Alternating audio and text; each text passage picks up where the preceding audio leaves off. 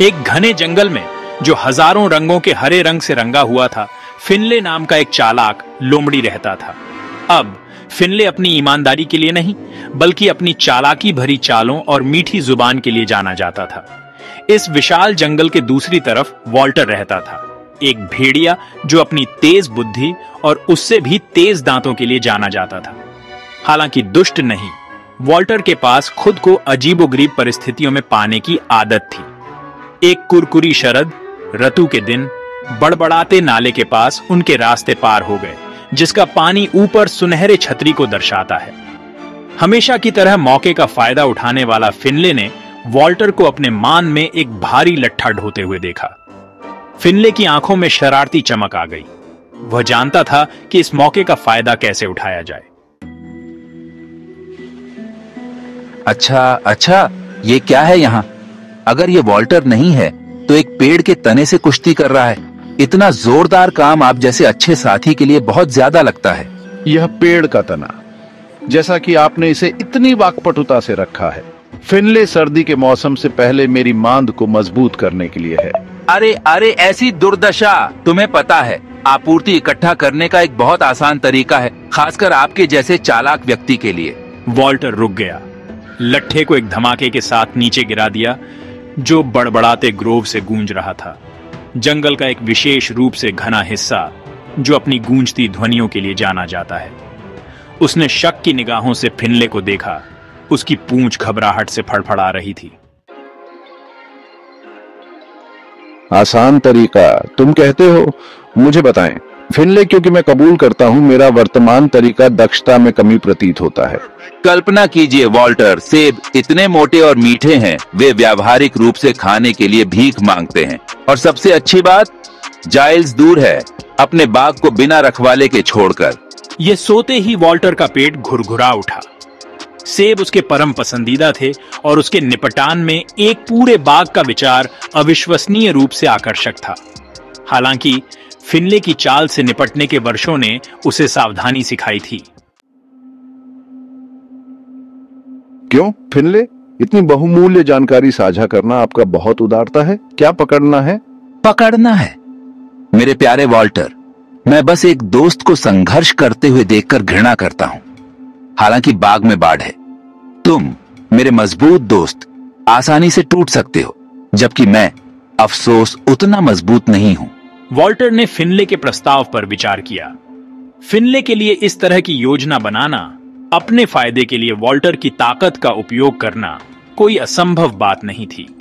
लेकिन सेब का लालच एक बार के लिए फिनले को मात देने के विचार के साथ विरोध करने के लिए बहुत मोहक साबित हुआ।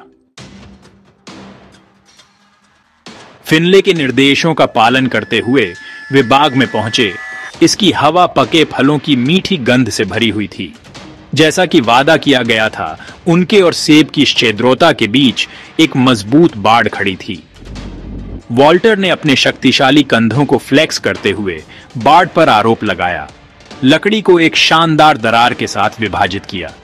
फिनले हमेशा फुर्तीला, उद्घाटन के माध्यम से डार्टेड, जितने सेब उसके छोटे फ्रेम ले जा सकते थे उतने पकड़े। वॉल्टर अपनी करतूत पर प्रसन्न होकर उसके पीछे पीछे हो लिया। उसका मुंह मोटे लाल फल को देखकर पानी से भर गया। हालांकि उनका रमणीय सेब इकट्ठा करना अल्पकालिक था। भौंकने की आवाज ने शांतिपूर्ण दोपहर को चकनाचूर कर दिया और दो हट्टे कट्टे भेड़ के बच्चे उनकी ओर दौड़े, दांत नुकीले, आंखें भयंकर। फिनले हमेशा अपने पैरों पर तेज अंडरग्राउंड में गायब हो गया। एक स्तब्ध वॉल्टर को कैनाइन क्रोध का सामना करने के लिए छोड़ दिया। खंड 6 बचाव के लिए भेड़िए की बुद्धि। वॉल्टर के माध्यम से दहशत फैल गई। वह भेड़ के कुत्तों से बड़ा और मजबूत था, लेकिन उनके नुकीले दांत और अथक पीछा डराने वाले थे। तेजी से सोचते हुए उसने एक सेब छीन लिया जो उसने अब तक देखा था उससे भी बड़ा, और उसे अपनी सारी ताकत से बाग की बाड़ की ओर फेंक दिया। सेब एक प्यारे प्रक्षेप्य में बदल गया। एक जोरदार गड़गड़ाहट के साथ अपने लक्ष्य पर प्रहार किया। प्रभाव ने बाड़ के एक बड़े हिस्से को हटा दिया, जिससे एक आदर्श भागने का मार्ग बन गया। वॉल्टर ने एक सेकंड भी बर्बाद नहीं किया, उद्घाटन के माध्यम से बोल्टिंग की और जंगल में गायब हो गया।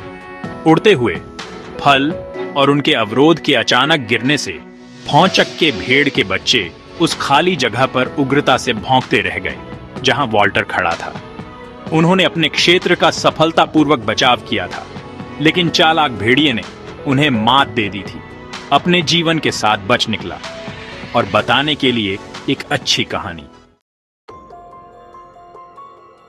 दिल धड़क रहा है। वॉल्टर खुद को बड़बड़ाते हुए नाले पर वापस पाया। वह हंसा, राहत मिली।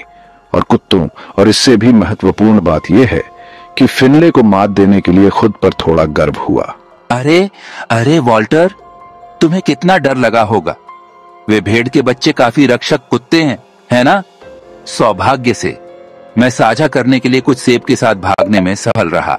वॉल्टर ने 3 छोटे घिसे हुए सेबों की अल्प पेशकश पर नजर डाली।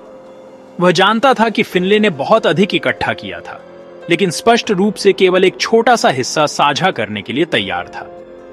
उसके अंदर गुस्सा उबल रहा था, लेकिन उसने अपने आप को शांत रखा और धोखेबाज लोमड़ी को सबक सिखाने का फैसला किया। धन्यवाद फिनले, वे कुत्ते मेरे लिए भी थे। आप जानते हैं, भागते समय मैं शहद से फटते हुए एक मधुमक्खी के छत्ते से टकरा गया। दुर्भाग्य से मुझे एलर्जी है, लेकिन मुझे लगा कि आप मिठाई के प्रति अपने प्रेम के साथ इसकी सराहना करेंगे। फिनले की आंखें चौड़ी हो गईं। हनीकॉम्ब एक दुर्लभ व्यंजन था। एक मधुमक्खी का छत्ता तुम कहते हो? वास्तव में बस भनभनाहट की आवाज का पालन करें, लेकिन सावधान रहना, वे मधुमक्खियां बल्कि प्रादेशिक हैं। फिनले शहद के आकर्षण का विरोध करने में असमर्थ अपने पहले के धोखे को भूलकर कथित मधुमक्खी के छत्ते की ओर भाग गया। वॉल्टर चकला आखिरकार धूर्त लोमड़ी पर टेबल घुमा रहा था। जैसे ही उसने फिनले को घने अंडरग्राउंड में गायब होते देखा, वॉल्टर ने एक हार्दिक हंसी का आनंद लिया। वह न केवल एक मुश्किल स्थिति से बच निकला था, बल्कि उसने फिनले को उसकी ही दवा का स्वाद भी छका था।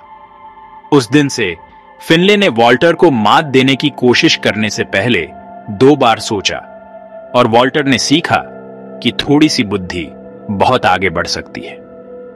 धूर्त लोमड़ी और मजाकिया भेड़िए की कहानी बड़बड़ाते ग्रोव में एक किंवदंती बन गई। एक अनुस्मारक की चतुराई जब धोखे के लिए उपयोग की जाती है तो अक्सर उल्टा होता है, और ईमानदारी, यहां तक कि बेतहाशा जगहों में भी, हमेशा सबसे अच्छी नीति होती है।